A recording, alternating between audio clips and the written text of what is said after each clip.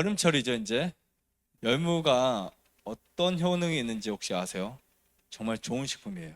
여름철에 지금 우리가 땀 흘리고 또 우리 몸에 필요한 아주 좋은 영양 성분들이 많이 들어 있습니다. 오늘은 제가 무심코 여러분들 드셨던 열무김치나 열무 무침 이런 거 드셨던 것들이 얼마나 우리 몸에 유익되고 그것을 우리 여름철에는 충분히 섭취해야 될 필요성에 대해서 말씀을 드릴게요. 보통 이제 그 열무를 씨앗을 뿌려서 열무를 뽑아서 혹시 드신 적 있나요? 그런 거 많이 보셨죠? 뿌려가지고 거기서 열무를 뽑잖아요. 봄에는 한 40일 정도면 이제 잎사귀 커서 먹을 수 있고, 여름에는 한 25일 정도 짧게 먹을 수 있죠.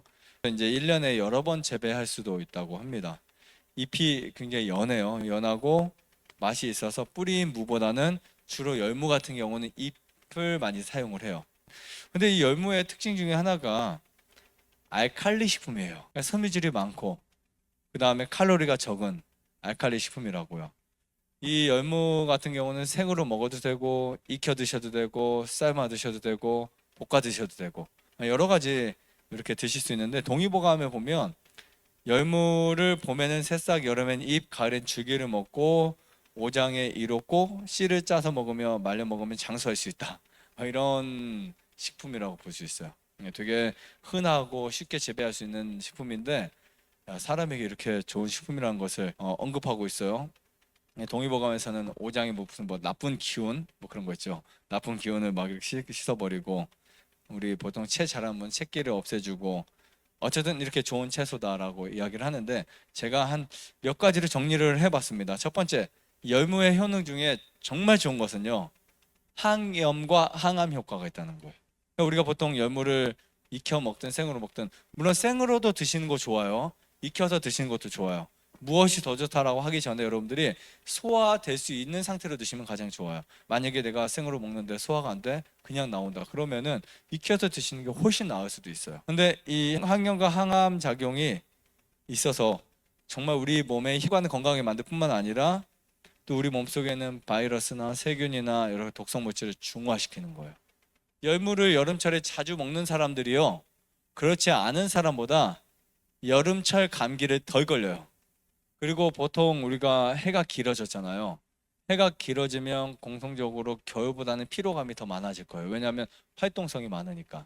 근데 활동이 많고 보는 시각적으로 듣는 거 이렇게 하는 중심이 훨씬 많다 보니까 이 여름철에 훨씬 더 피곤하고 힘들 수 있어요. 그때 필요한 게 뭐냐면 면역력을 증강시키거나 피로를 회복시킬 수 있는 게 필요해요. 그때 열무 국수 같은 거 해 드시면 좋아요. 네, 열무 국수나 열무 무침. 일주일에 적어도 한 두 번 이상 먹으면 좋을 것 같아요. 두 번 내지 네 번 정도.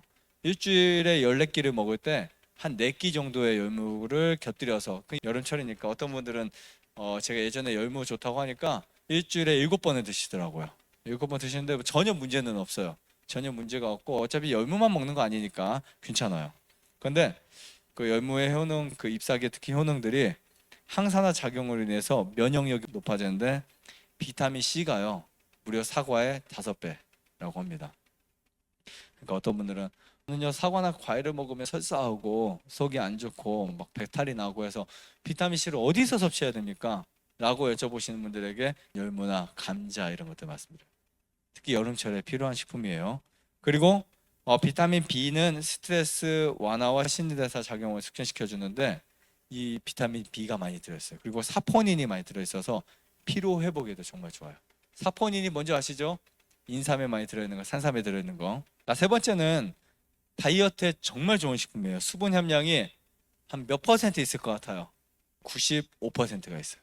그래서 변비에 정말 좋습니다. 열무를 자주 먹게 되면 변비가 되게 잘 나아요. 그리고 아토피도 그렇고 여러 질병 있는 분들이 하나만 있지 않습니다. 특히 장 관리를 잘 해야 돼요. 장에 정말 좋은 음식들 쭉 몇 가지를 제가 말씀드린다면 현미, 아마씨, 그 다음에 당근, 열무 등등 이런 것들이 있어요. 특히 열무는 장 운동에 정말 좋습니다. 근데 우리가 이런 게 있잖아요. 열무 아니면 아마씨 이게 좋다고 해서 그것만 주구장창 먹을 수 없잖아요. 그래서 우리가 골고루 뭔가 이렇게 먹어주면 훨씬 더 좋을 것 같습니다.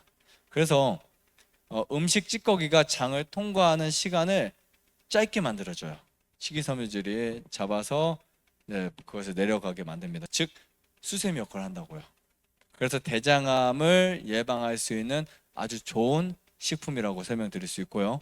그 다음에 소화가 안 되는 분들이 있어요.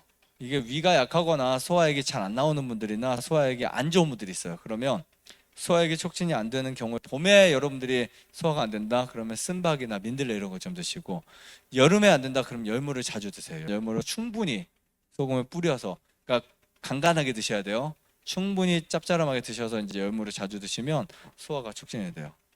소화가 잘 됩니다. 왜냐하면 전분 분해를 촉진하는 효소가 이 속에 많이 들어 있어요. 그리고 보통 요즘에는 이제 스마트폰을 너무 많이 사용하잖아요. 그러다 보니까 어디가 망가지고 있어요? 눈이 망가지죠. 시력이 망가지죠. 베타카로틴, 무기질, 비타민, A 이런 것들이 풍부해서요. 눈의 피로도를 쭉 줄여드려요. 여러분들 느끼실지 안 느끼실지 모르지만 열무 자체가 갖고 있는 특성 중에 눈 회복을 하는 그런 엄청난 힘이 있다는 거 꼭 아셨으면 좋겠고요.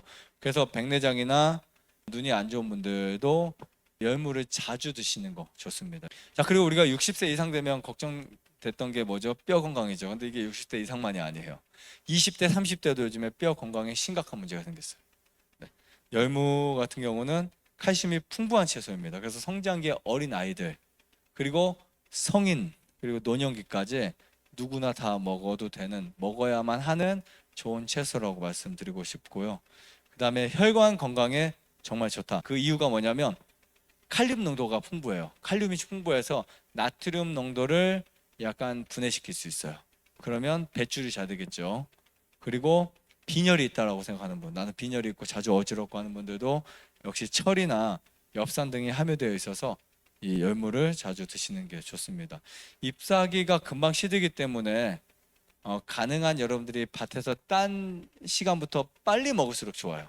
모든 약효는 유통기한, 유통이죠. 특히 유통이 채소는요 되게 짧다고 보시면 돼요. 우리가 그냥 먹을 수 있는 유통이 있고요, 양리적 효과가 있는 유통이 있었던 분들은 언제 저는 열무를 이렇게 많이 먹는데 왜 몸이 회복이 안 되지, 별로 효과가 없죠 하는 분들, 열무가 이렇게 그 수확된 열무를 채취한 지 열흘 만에 드신 분들 있겠죠. 왜냐하면 농부가 열무를 이렇게 잘라가지고 박스에 넣어서 시장에 갔다가 유통해서 또 다른 데 갔다가 또 어디 가서 한 5일 동안 팔리지 않고 우리가 그거 사 먹었어요.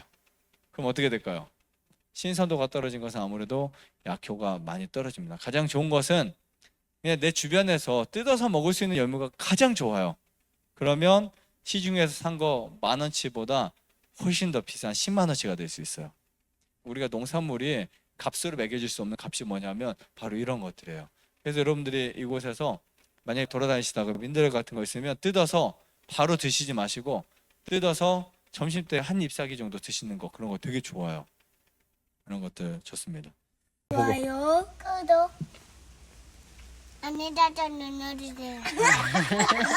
눌러주세요.